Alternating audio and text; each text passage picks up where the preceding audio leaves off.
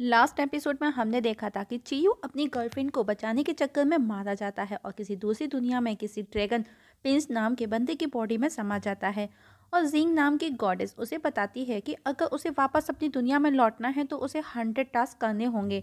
तो दोस्तों देखेंगे आज के एक्सप्रेशन में क्या होगा, क्या वो 100 टास्क कर पाएगा, क्या चियू वापस अपनी दुनिया में लौट सकेगा। तो चलिए स्टार्ट करते हैं आज की एक्सप्लेनेशन। एपिसोड के स्टार्टिंग में हम एक क्लब को देखते हैं जहां पर गैम्बलिंग चल रही होती है और उन दोनों बंदों को भी हम वहां से गुजरता देखते हैं। और ये वही बंदे हैं जिनको चियू को मारने का टास्क मिला है, पर चियू भी उन दोनों को फॉलो कर रहा था। चियू फील करता है कि वो इस समय जिस बॉडी के अंदर है वो बॉडी कई गुना स्ट्रॉन्गर है, पता नहीं इसका क्या लेवल होगा। वहीं दोनों बंदे अपने लीडर लॉर्ड शी के घर पहुंचे। अंदर से जोर जोर से हंसने की आवाज आ रही थी। दोनों बंदे डरते हुए अपने लीडर के घर का दरवाजा खटखटाते हुए बोले, लॉर्ड सी, हम प्रॉब्लम में हैं, हमको आपको कुछ ज़रूरी बात बतानी है। जिस पर उनका लीडर शी ने कहा, अब तुम लोगों ने क्या मुसीबत खड़ी कर दी, तुम लोगों से एक काम ठीक से नहीं होता। और दोनों को अंदर आने का बोलता है। वो दोनों इतने डरे थे कि उनमें से ही एक बंदा अपने दूसरे साथी को लीडर शी के घर के अंदर धकेल करके निकल पड़ा अपने घर के लिए, क्योंकि वो भी चियू से डरा था। वो बस जल्दी से जल्दी अपने घर पहुंचना चाहता था सेफली। पर कुछ ही दूरी पर चियू उसे पकड़ लेता है और पानी से भरे एक बड़े से टब में उसे मार करके वापस वहीं छिप करके देखने लगा। वहीं लीडर शी ने देखा उसके घर के बाहर रखा टब का पानी जोर जोर से हिल रहा है। शी उस टब के पानी को उठा करके उड़ेल देता है, जिसमें से उसका वही बंदा जो कि मर चुका था उसकी बॉडी बाहर आकर के गिरती है, जिसे देख करके शी जोर जोर से चिल्लाया, किसकी इतनी हिम्मत कि मेरे घर के आंगन में आकर के कोई मेरे ही बंदे को मार करके चला जाता है। वहीं चियू उसे देख करके हैरान था कि कोई इतना ताकतवर भी कैसे हो सकता है। पर जो भी हो, अगर मुझे इसका भी सामना करना पड़ा तो मैं इसे भी मारूंगा। नेक्स्ट सीन में हमें वापस से चियू को मार्केट में घूमता हुआ दिखाया जाता है। पर चियू को चलते चलते कुछ डाउट हो रहा था कि कोई उसे फॉलो कर रहा है, और वो एक कॉर्नर पर छिप कर देखने लगता है। और जैसे ही वो उसके पास आया, चियू उस पर फिंगर स्प्लैश पॉइंट कर देता है, जिसे देख करके वो बंदा डर जाता है जो कि छोटा बच्चा था। चियू फौरन पीछे जंप कर बच जाता है और वो भी हैरान था कि एक बच्चा उसे किस लिए फॉलो कर रहा है। चियू बच्चे से पूछता है कि वो उसे फॉलो क्यों कर रहा है।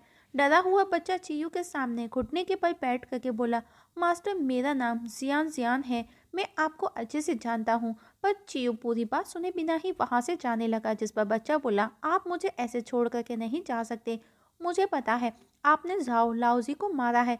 इतना सुनते ही चियू रुक जाता है और गुस्से में उसे पलट करके देखता है, जिस पर बच्चा बोला, मेरा मतलब वो नहीं जो आप समझ रहे हैं। आप मुझे गलत ना समझें, मुझे आपकी ज़रूरत है। मुझे भी इन लोगों से बदला लेना है। इनकी वजह से मेरे फादर की जान गई। इन्होंने हमारे घर का सामान लूट लिया। हमारे पास कुछ भी नहीं रहा। पिताजी भी बीमार हुए, इलाज के लिए पैसा तक नहीं रहा और वो मारे गए। चियो ने पूछा, तुमको कैसे पता कि मैंने जाओ को मारा? बच्चे ने कहा, ये सब मैंने रूम से देखा। चियो सोच में पड़ जाता है। बच्चे ने कहा, इस समय लॉर्ड शी के बंदे पूरे टाउन में तुमको ही हर जगह ढूंढ रहे हैं, पागल कुत्तों की तरह भटक रहे हैं। और मुझे एक रास्ता मालूम है जहां से तुम सेफली निकल सकते हो। उस रास्ते के बारे में लॉर्ड सी के बंदों को नहीं पता, तुम वहां से सेफली निकल सकते हो। चियो को उस गॉडेस की बातें याद आती हैं। उसने कहा था कि अगर वो अपना टास्क 3 दिनों में पूरा नहीं करता तो उसे पनिश किया जाएगा। चियो से बोला, मेरे पास और भी काम है। बच्चे ने कहा, मुझे भी उस लॉर्ड सी को मारना है, पर मैं उसके सामने बहुत छोटा और कमजोर हूँ। पर मुझे अपने फादर का किसी भी हाल में बदला लेना है। और हाँ, अगर तुम उसे मार देते हो तो मेरा बदला भी पूरा हो जाएगा।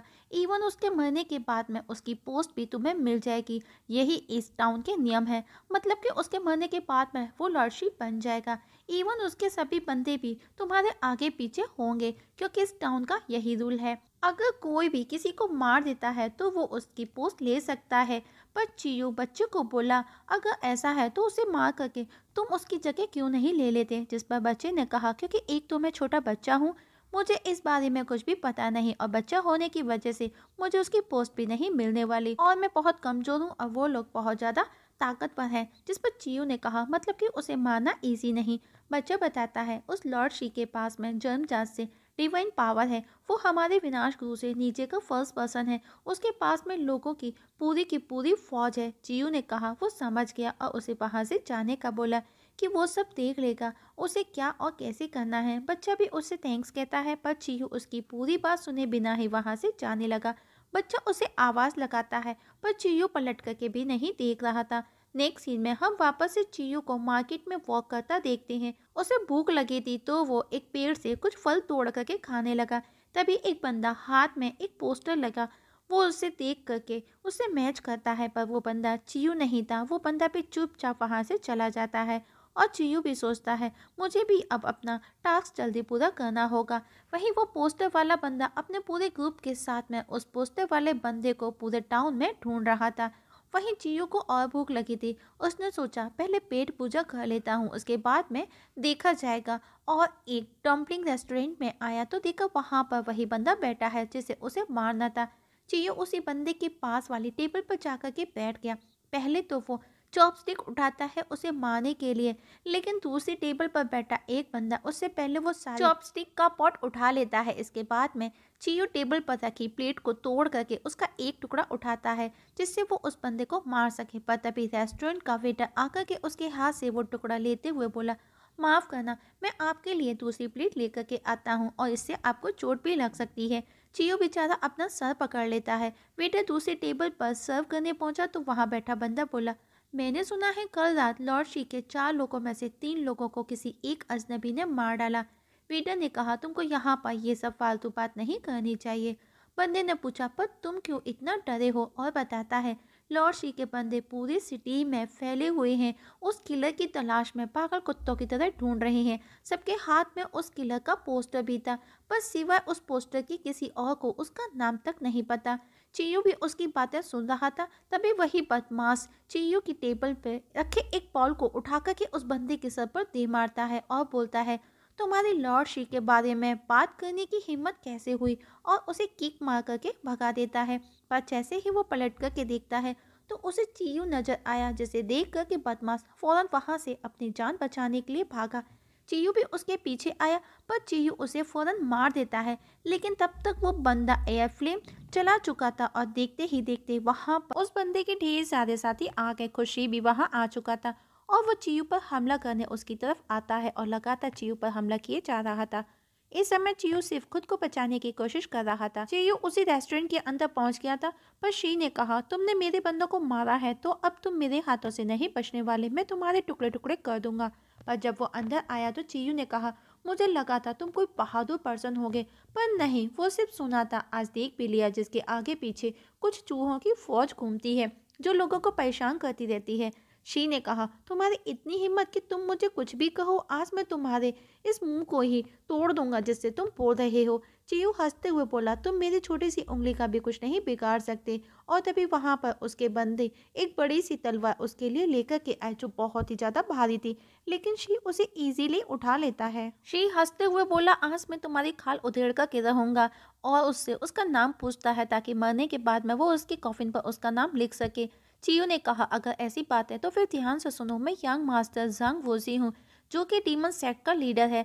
जांग सैनफेंग द गोल्डन लॉयन किंग मेरे अडॉप्टिव फादर है। के मुंह बोला पाप। शी को उसकी बातें सुनकर के गुस्सा आया और वो उस पर हमला कर देता है। चियो भी उससे सिर्फ बचने की कोशिश कर रहा था क्योंकि वो खाली हाथ था। उसके हाथ में ना तो कोई हथियार था ना कुछ और। अब इस समय उसके हाथ में जो भी आता वो उसे शी को दे मारता।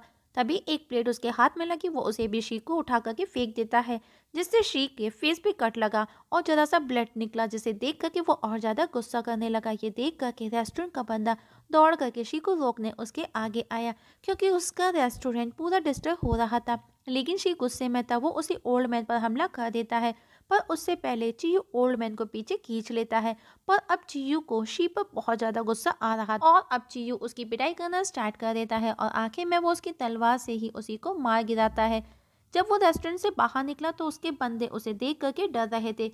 उनमें से एक बंदा वहां से भागा ताकि वो शी के मास्टर को जा करके बता सके, लेकिन तभी कोई उसे किक मार करके वापस वहीं फेंकता है जो कि शी का ही मास्टर था और इस समय वो कोई एनर्जी रिलीज कर रहा था।